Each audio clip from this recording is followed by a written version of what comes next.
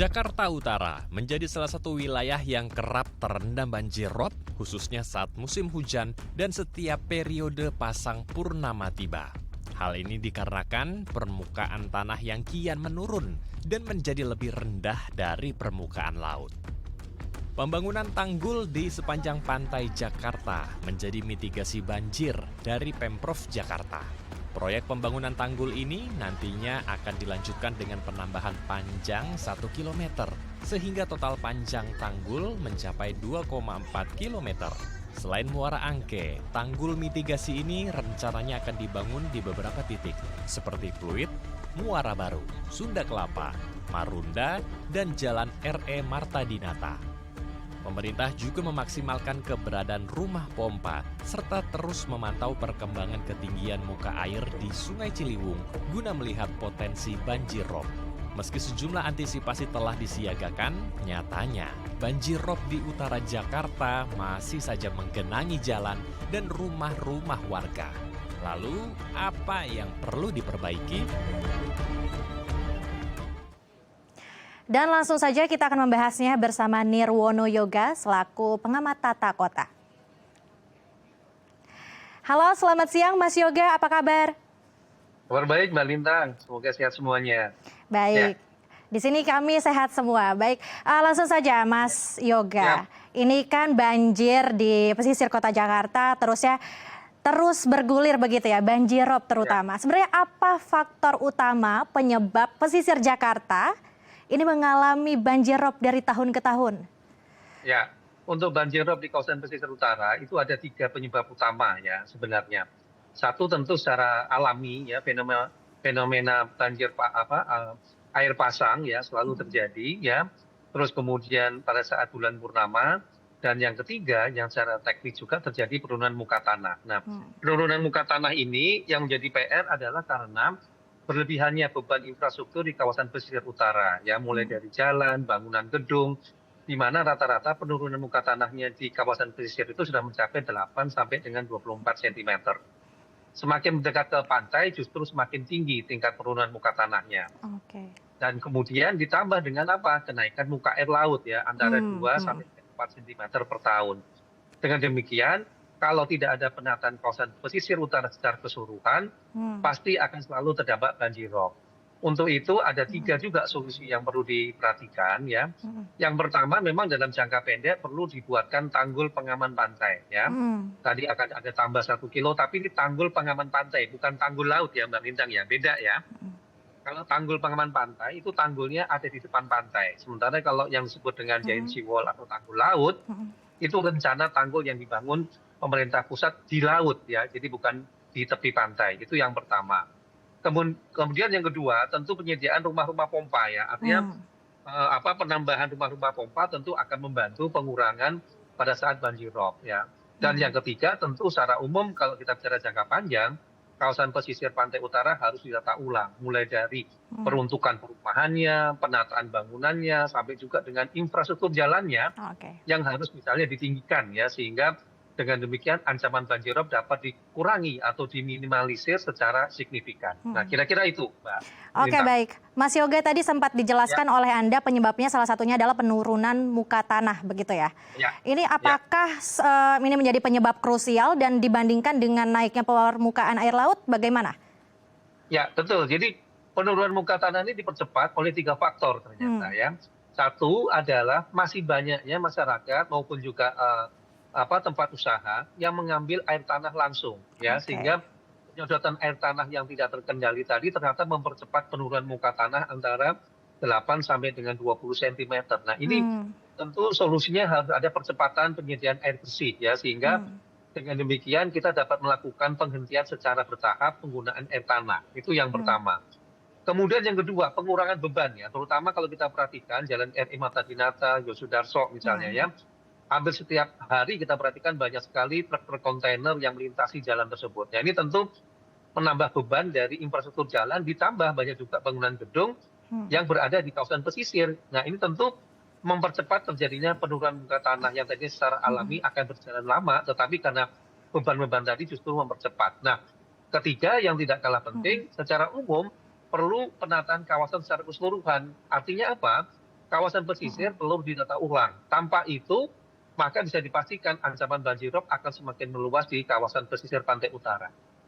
Oke, Ya. baik. Mas Yoga, berarti artinya dengan adanya penyebab mungkin ya yang secara krusial tadi penurunan muka tanah dan juga banyak sekali mungkin tidak terserap begitu ya dengan baik air-air ini. Lalu apakah adanya pembangunan kota seperti di pinggiran jalan tersebut, ada komplek-kompleks, stadion JIS juga dan lain sebagainya, ini turut memperparah adanya banjir rob di pesisir Jakarta ini?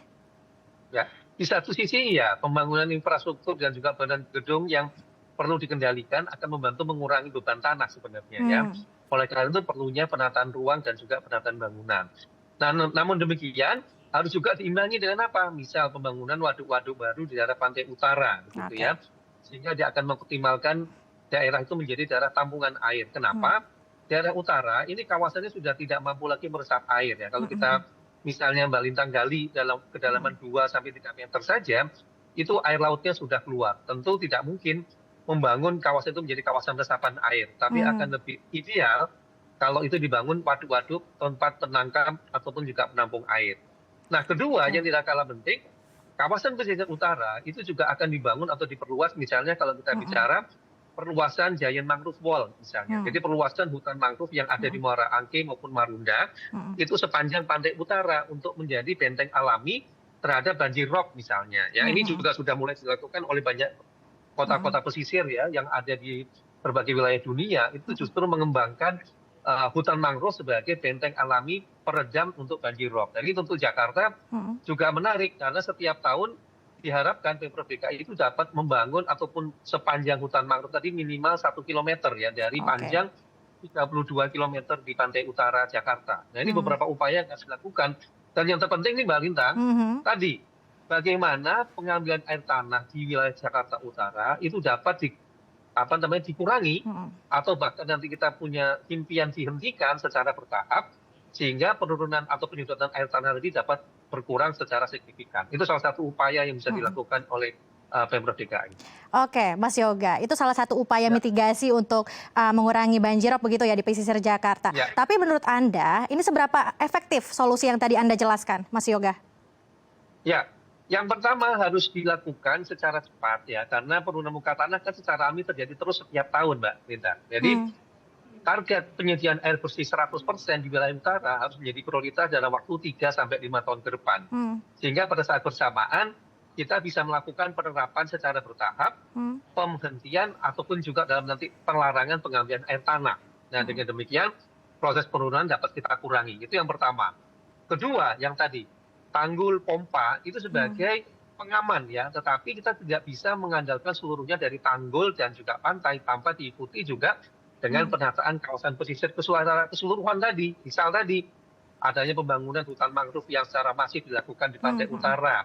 Terus kemudian penataan ruangnya juga, misalnya Kampung Muara misalnya yang berdekatan dengan tanggul, mau tidak mau harus kita relokasi ke rumah susun yang lebih aman daripada mereka terancam jebolnya tanggul misalnya Mbak Bintang. Jadi upaya pencegahan mitigasi bencana dan juga terutama mengutamakan keselamatan warga yang tinggal di pesisir itu harus menjadi prioritas utama kita. Baik, Mas Yoga. Kalau Anda melihat sebagai pengamat tata kota, sebenarnya sistem pengendalian kita sudah seefektif apa sih dan apa yang perlu dibenahi, Mas Yoga? Ya, kalau secara umum sistem pengendalian banjir kita sebenarnya sudah cukup bagus ya kalau kita melihat dari 3 hal. Apa itu? Pertama tentu kalau kita bicara umum, mulai banyaknya pengadaan rumah-rumah pompa ya yang secara teknik ini sangat membantu di kawasan pesisir utara. Kedua, yaitu penambahan daerah-daerah tangkapan air. Misalnya dalam waktu 5 tahun terakhir ini ada 5 waduk baru. Bahkan diharapkan pada 2030 nanti secara total ada 20 waduk baru yang akan membantu penangkapan air terutama di daerah pesisir utara. Nah, ketiga, yang tidak kalah penting tentu penataan sungai-sungai kita yang ada 13 sungai tadi. Bagaimana 13 sungai tadi itu dapat direvitalisasi sehingga dapat fungsi optimal. Tujuannya apa? Supaya air yang jatuh ke laut itu dapat dikurangi tetapi dapat ditampung di daerah daratan wilayah Jakarta. Karena jangan lupa Bang Lintang, kita punya PR pada saat musim kemarau, kita akan membutuhkan air bersih sebenarnya kan. Nah, dengan optimalisasi sungai, kemudian dari situ danau waduk, kita akan mempunyai cadangan air bersih yang cukup bagi warga Jakarta. Nah, dengan demikian pada posisi ini harus ada 3 juga penanggulangannya. Tadi selain Hmm. banjir rob, pemerintah juga fokus kepada banjir lokal dan juga banjir kiriman.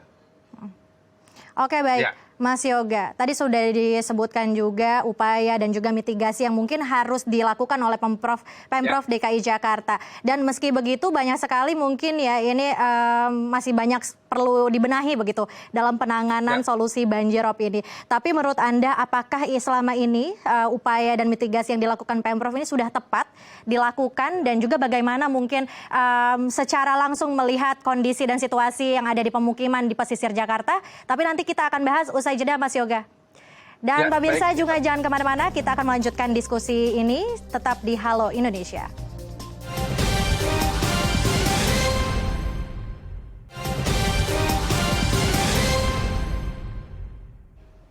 Terima kasih pemirsa masih bersama kami di Halo Indonesia.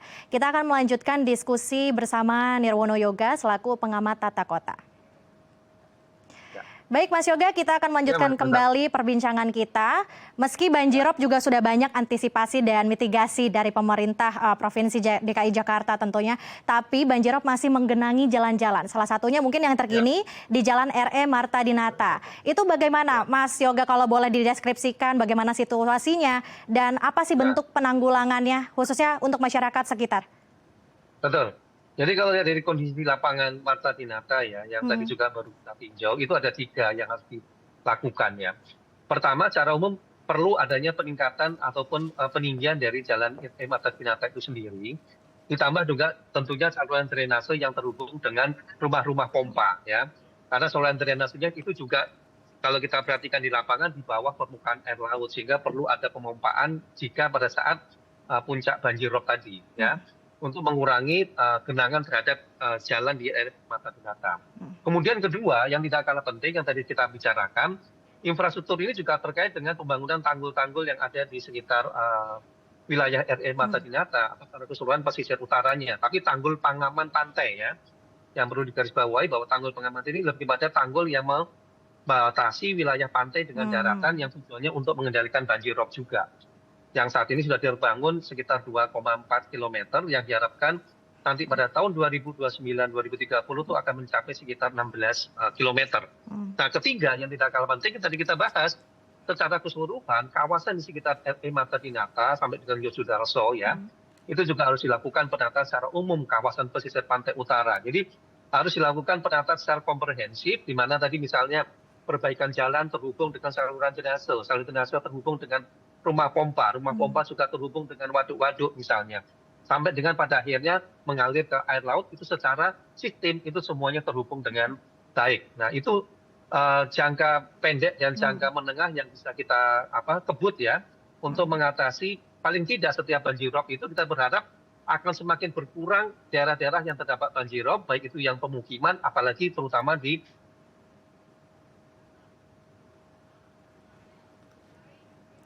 Baik pemirsa, kita masih ada terkendala teknis dari narasumber kita, masih terhubung dengan Mas Nirwono Yoga. Baik, tadi kita sudah mengetahui bagaimana situasi dan kondisi di RE Jalan Marta Dinata yang dimana masih tergenang begitu ya jalan-jalan akibat banjirop yang ada di pesisir kota Jakarta. Baik, kita sudah tersambung kembali dengan Mas Nirwono Yoga. Mas Yoga? Ya. Ya, Mbak Linda. Ya, Mas, tadi terkendala teknis. Bisa dilanjutkan kembali perbincangan kita, Mas? Baik. Jadi untuk kasus Jalan RE Marta Dinata itu ada 3 ya dari pantauan di lapangan. Yang pertama tentu secara infrastruktur jalan RE Marta Dinata harus ditinggikan ya untuk mencapai ketinggian yang ideal ya bisa setengah sampai dengan 1 meter ya penambahannya. Tetapi harus didukung dengan sistem drainase yang mumpuni. Artinya dia terhubung baik dengan rumah-rumah pompa yang ada sehingga pada saat banjir rob ancaman genangan dari banjirop tadi bisa dibuang atau dipompa ke laut atau ke daerah waduk-waduk penampung di sekitarnya. Itu yang pertama. Kemudian yang kedua yang tidak kalah penting tentu tadi ada tanggul-tanggul pengaman pantai ya yang saat ini sudah terbangun 2,4 km yang direncanakan nanti pada tahun 2030 mencapai 16 km yang akan membantu mengurangi terutama terpaan banjirop yang ke daerah daratan. Nah, ketiga yang tidak kalah penting tadi penataan kawasan pesisir utara harus dilakukan secara menyeluruh, baik itu penataan bangunannya maupun juga pembangunan ataupun perluasan mangrove, pohon hutan mangrove-nya tadi, Mbak Lintang. Jadi harus komprehensif penataannya, tidak bisa satu persatu secara parsial. Kira-kira itu, Mbak Lintang. Oke, baik. Mas Yoga, dengan mungkin kondisi yang kita lihat begitu ya, masih ada banjirop yang ada di beberapa wilayah di pesisir kota Jakarta. Apakah Jakarta masih ada waktu untuk membenahi segala mungkin terkendala dan juga segala masalah terutama banjirop di pesisir Jakarta, Mas Yoga? Harus ya, karena kalau tidak, ancaman daerah pesisir utara itu akan tenggelam, akan terwujud ya dalam waktu dekat. Nah, untuk itu perlu ada penataan secara keseluruhan dimulai dari sekarang ya, sebelum semuanya terlambat gitu ya. Terus kemudian tadi kalau kita bicara banjirop, paling terdampak itu kan daerah pesisir, terutama daerah wilayah Jakarta Utara ya. Betul. Saya memperkirakan dari tepi pantai sampai dengan ke daratan itu paling tidak ada sekitar 5 km ya, yang perlu dilakukan penataan secara keseluruhan. Nah, ini mungkin dibagi, ada jangka pendek, jangka menengah, dan juga tentunya jangka panjang. Kira-kira itu. Baik Mas Yoga, kalau Anda melihat tadi mungkin kondisi di lapangan begitu ya, ini langkah paling mendesak yang harus dilakukan oleh Pemprov DKI Jakarta apa? Yang paling krusial mungkin yang harus dilakukan? Paling krusial ya, paling krusial ini dalam, apalagi ini sudah masuk ke musim hujan ya, ke puncak musim hujan juga ya, selain banjirop tadi. Ya tentu pertama adalah penyediaan pompa-pompa ya, rumah pompa dan juga pompa mobile ya, yang akan membantu paling tidak mengurangi dampak banjirop, terutama juga dampak pada saat musim hujan puncak nanti di akhir Januari atau Februari. Sehingga menjamin wilayah utara, terutama Jalan RE Marta Dinata, Yosudarso, itu tidak ada genangan banjir. Itu yang pertama. Kemudian yang kedua, tentu kita berharap tadi warga yang tinggal di pesisir, terutama yang paling dekat dengan tanggul, itu sudah mulai dipikirkan untuk direlokasi ke rusun. Karena kalau melihat dari lokasi di lapangan, pemukiman itu bisa dikatakan sangat terancam jika tanggul tadi jebol, Mbak Lintang. Jadi demi keselamatan warga perlu dipikirkan untuk merelokasi mereka ke rusun, dan daerah tersebut dijadikan daerah pengaman pantai ya, yang paling terdampak seperti Kampung Muara. Ketiga, yang tidak kalah penting tadi itu ada program dengan target yang jelas tadi, penyediaan air bersih, kemudian juga pengamanan tanggul pengaman pantai, dan juga penataan kawasan pesisir secara keseluruhan dilakukan secara paralel. Insya Allah dalam waktu 3 sampai 5 tahun kita akan dapat melihat perubahan secara signifikan, di mana tadi banjirop paling tidak bisa kurang antara 30 sampai 40%.